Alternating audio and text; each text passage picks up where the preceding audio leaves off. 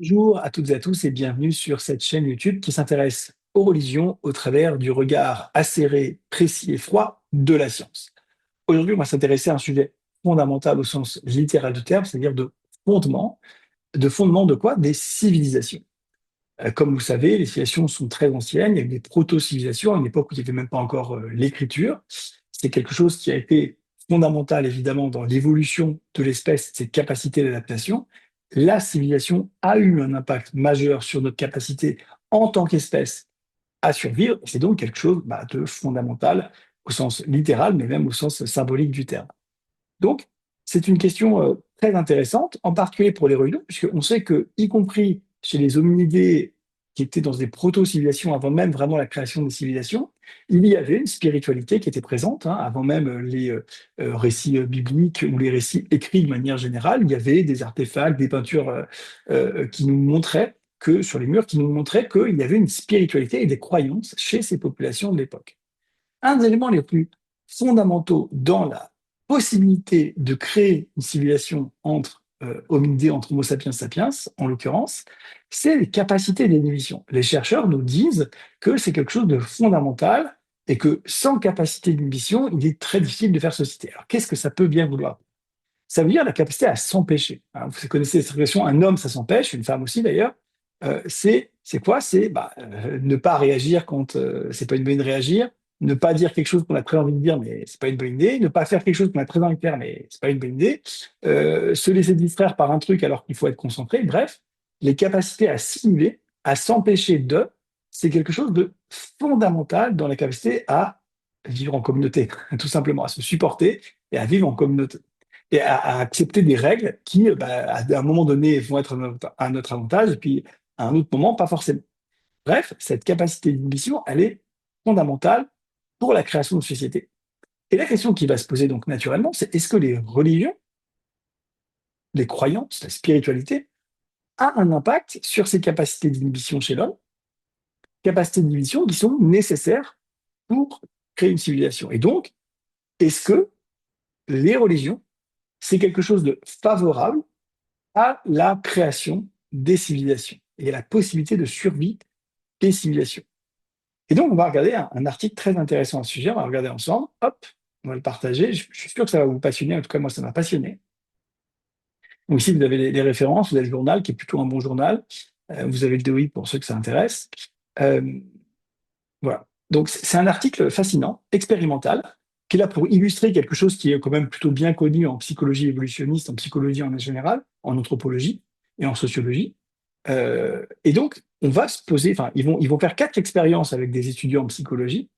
Et en gros, hein, je vais vous la faire rapide, mais en gros, l'idée des expériences, c'est ça.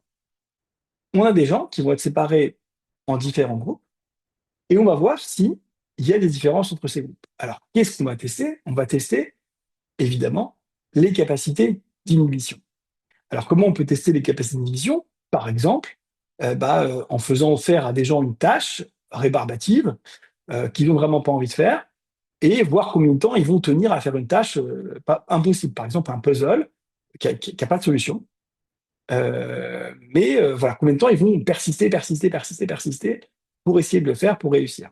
C'est un bon test, il y en a plusieurs, hein, mais des capacités d'inhibition. Et donc, la question, ça va être de voir si en primant, en suggérant à un groupe un caractère un petit peu sacré, en mettant des mots un peu, au lieu de mettre des mots normaux, entre guillemets, standards, on va mettre des mots plutôt religieux, Dieu, croyance, foi, transcendance, etc. D'accord? Donc ça, il y aura un groupe qui aura des mots un petit peu comme ça, et puis il y a un groupe qui aura la même tâche, hein, mais qui aura des mots tout à fait neutres, pommes de terre, chaise, etc. Je dis n'importe quoi, vous avez compris l'idée. On va voir comment ils performent chacun différemment. Est-ce qu'il y a une différence de performance?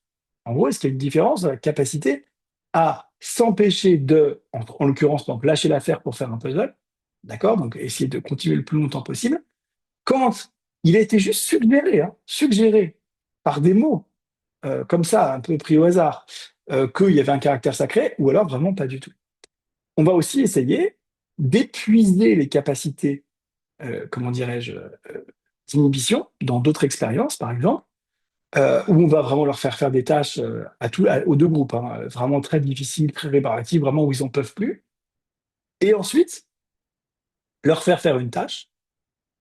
d'accord? Et là, on va voir si, en primant avec cette idée un peu religieuse de spiritualité versus non, eh bien, les gens vont retrouver leur capacité à prendre sur eux et à rien lâcher, d'accord?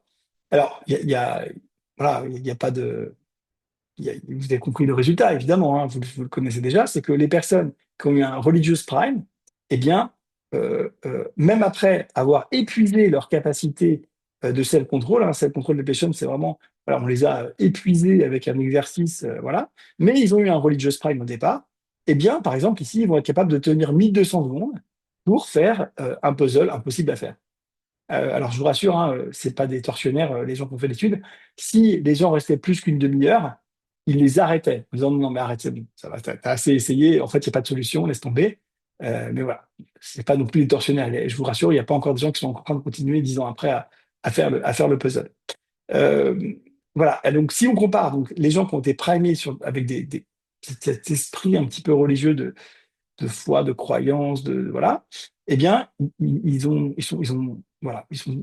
restés 1200 secondes, alors que les gens qui n'ont pas été primés, voilà, de manière religieuse, vraiment complètement neutre, eux, ils ont tenu, bah voilà, à peu près 700 secondes, on va dire quelque chose comme ça. Donc il y a bien sûr une différence statistiquement significative.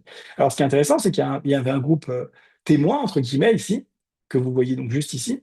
C'est ceux qui ont eu un priming tout à fait neutre, hein, on leur a pas parlé de religion, etc. Mais par contre, on leur a pas fait les exercices pénibles avant. Et on a vu combien de temps ils restaient sur le puzzle, et eux, ils sont restés 1000 secondes sur le puzzle.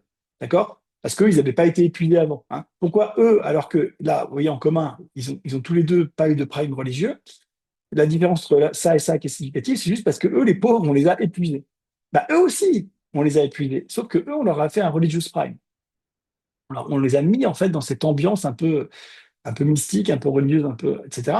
Et vous voyez comment la différence considérable dans leur détermination, dans leur capacité à essayer d'aller jusqu'au bout, à s'empêcher de lâcher la paire. D'accord? Donc ça, bon, c'est le cas, hein, pour toutes les, tous les tests qu'ils ont faits, hein.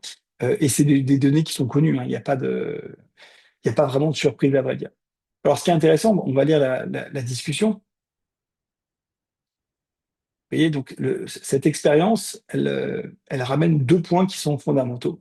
Le premier, c'est que le self-control, la capacité d'inhibition, c'est central sur le plan psychologique, c'est un pilier psychologique central pour permettre des adaptations comportementales des gens. Encore une fois, hein, si vous n'avez pas de capacité d'inhibition, vous aurez du mal à vous adapter à des situations de frustration, d'agacement, d'énervement, d'épuisement, etc.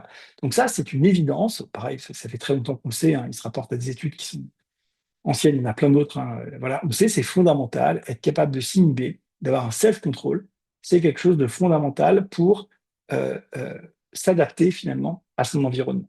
D'accord? La deuxième chose qu'ils ont réussi à redémontrer, c'est que la religion, c'est utile et c'est efficace comme mécanisme culturel pour réguler et améliorer son self-control et aussi pour restaurer, même quand on a été épuisé, pour restaurer son self-control malgré un environnement difficile, quoi, qui est très challengeant, quoi, qui est très difficile, comme nos ancêtres ont pu le connaître. Et donc ça, c'est quand même très fondamental comme donnée scientifique. Encore une fois, c'est une donnée acquise de la science. Il n'y a rien de très étonnant. Juste, moi, je trouve ça rigolo, le caractère expérimental. Donc, c'est pour ça que je vous ai choisi cette étude. Mais encore une fois, ça fait pas débat. L'appel au religieux, à la croyance, à la transcendance, même quand c'est complètement discret comme ça, vraiment, c'est juste quelques mots, quelques trucs. Là, c'est pas si tu vas pas jusqu'au bout du test, Dieu va te punir, ou je sais pas. Pas du tout, pas du tout. C'est vraiment un truc. On les prévient même pas en fait. Ils sont même pas au courant. C'est presque du subliminal en fait.